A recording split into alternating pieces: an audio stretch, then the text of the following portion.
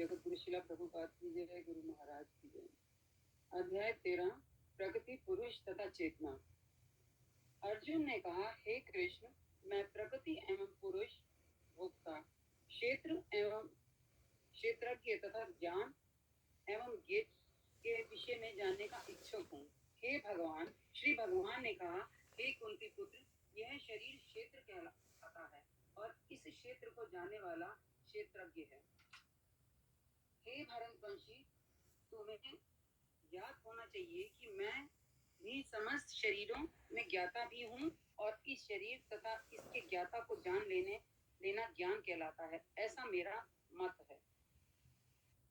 अब तुम मुझसे यह सब संक्षेप में सुनो कि कर्म क्षेत्र क्या है, यह किस प्रकार बना है, इसमें क्या परिवर्तन होते हैं, यह कहाँ से उत्पन्न होता है, इस कर्म क्षेत्र को जानने वाला कौन है और उसके क्या प्रभाव हैं। विभिन्न वैदिक ग्रंथों में विभिन्न ऋषियों ने कार्यकलापों के क्षेत्र तथा उन कार्यकलापों के ज्ञाता के ज्ञान का वर्णन किया है। इसे विशेष रूप से वेदांत सूत्र में कार्य कारण के समस्त तर्क समेत प्रस्तुत किया गया है। थैंक यू माता जी। पूज्य गोपिका रानी सुभद्रा देवी दासी। थैंक यू माता जी। सियोना नैयर, चंद्रा देवी दासी। Okay, thank you so much all of you. Hare Krishna, very nice.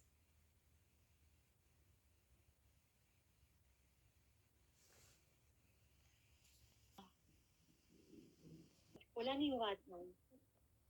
Siona 5, श्लोक नंबर 6। अध्याय 13, पंच महाभूत से पढ़ना।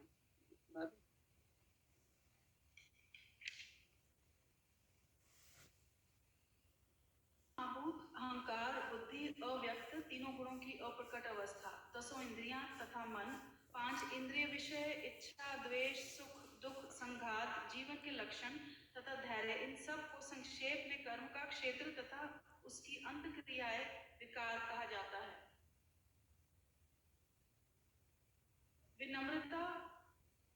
विनम्रता, दंभहीनता, अहिंसा, सहिष्णुता, सरलता, प्रामाणिक गुरु के पास जाना, पवित्रता, स्थिरता, आत्म संयम, इंद्रिय तृप्ति के विषयों का परित्याग, अहंकार का अभाव, जन्म, मृत्यु, वृद्धावस्था तथा रोग के दोषों की अनुभूति, वैराग्य, संतान, स्त्री, घर तथा अन्य वस्तुओं की ममता से मुक्ति, अच्छी तरह तथा बुरी घटनाओं के प्रति संभाव, मेरे प्रति निरंतर अनन्य भक्ति, एकांत स्थान में रहने की इच्छा, जन समूह से विलगाव, आत्म साक्षात्कार की महत्ता को स्वीकारना तथा परम सत्य की दार्शनिक खोज, इन सबको मैं ज्ञान घोषित करता हूँ और इनके अतिरिक्त जो भी है वह सब अज्ञान है।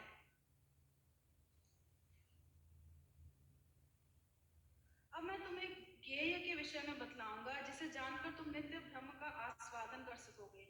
यह ब्रह्म या आत्मा जो अनादि है और वे मेरे अधीन है, इस भौतिक जगत के कार्य कारण से परे स्थित हैं।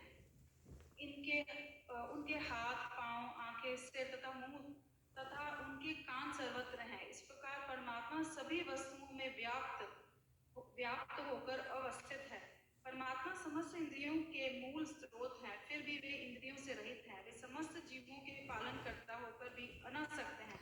वे प्रकृति के गुणों से परे हैं, फिर भी वे भौतिक प्रकृति के समस्त गुणों के स्वामी हैं।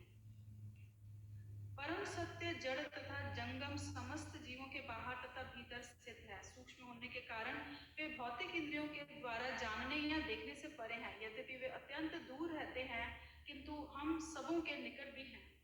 यद्यपि परमात्मा समस्त जीवों के मध्य विभाजित प्रतीत होता है, लेकिन वह कभी भी विभाजित नहीं है। वह एक रूप में स्थित है। यद्यपि वह प्रत्येक जीव का पालन करता है, लेकिन यह समझना चाहिए कि वह सबों का संहार करता है और सबों को जन्म देता है। वे समस्त प्रकाशमान वस्तुओं के प्रकाश स्रोत हैं। वे भौतिक अंधकार से परे हैं और अगोचर हैं। वे ज्ञान है, ज्ञेय हैं और ज्ञान के लक्ष्य हैं। वे सबके हृदय में स्थित हैं। इस प्रकार मैंने कर्म क्षेत्र, शरीर, ज्ञान तथा ज्ञेय का संक्षेप में वर्णन किया है। इसे केवल मेरे भक्त ही पूरी तरह समझ सकते हैं और इस तरह मेरे प्रकृति तथा जीवों को अनादि समझना चाहिए। उनके विकार तथा गुण प्रकृति जन्य हैं।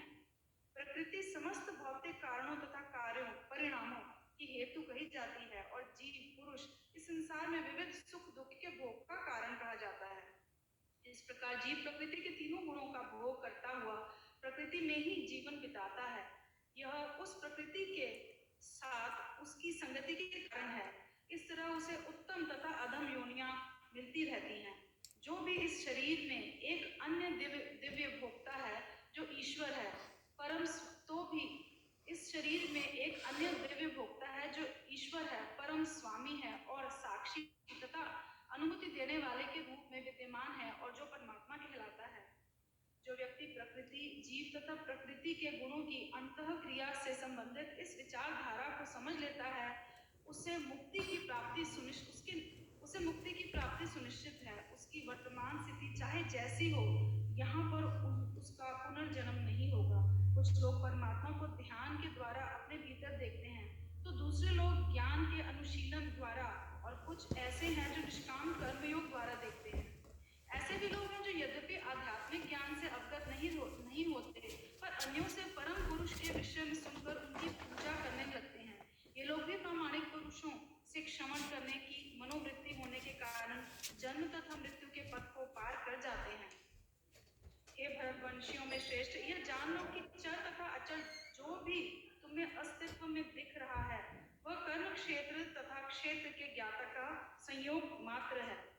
जो परमात्मा को समस्त शरीरों में आत्मा के साथ देखता है और जो यह समझता है कि इस नश्वर शरीर के भीतर न तो आत्मा न ही परमात्मा कभी भी विनष्ट होता है, वही वास्तव में देखता है। जो व्यक्ति परमात्मा को सर्वत्र तथा प्रत्येक जीव में समान रूप से वर्तमान देखता है, वह अपने मन के द्वारा अपने आप को भ्रष्ट नहीं करता। इस प्रकार वह दिव्य गंतव्य को प्राप्त करता है। जो यह देखता है कि सारे कार्य शरीर द्वारा संपन्न किए जाते हैं, जिसकी उत्पत्ति प्रकृति से हुई है, और जो देखता है कि आत्मा कुछ भी नहीं करता, वही यथार्थ में देखता है। जब विवेकवान व्यक्ति विभिन्न भौतिक शरीरों के कारण विभिन्न स्वरूपों को देखना बंद कर देता है और यह देखता है कि किस प्रकार से जीव सर्वत्र फैले हुए हैं, तो वह ब्रह्म बोध को प्राप्त होता है। शाश्वत दृष्टि संपन्न लोग यह देख सकते हैं कि अविनाशी आत्मा दिव्य, शाश्वत तथा गुणों से अतीत है।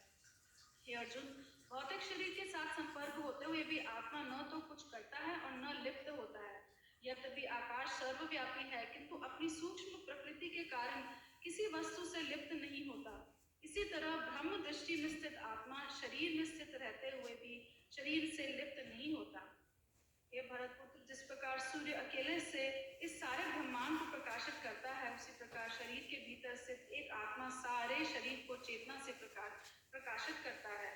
जो लोग ज्ञान के चक्षुओं से शरीर तथा शरीर के ज्ञाता के अंतर को देखते हैं और भव बंधन से मुक्ति की विधि को भी जानते हैं, उन्हें परम लक्ष्य प्राप्त होता है।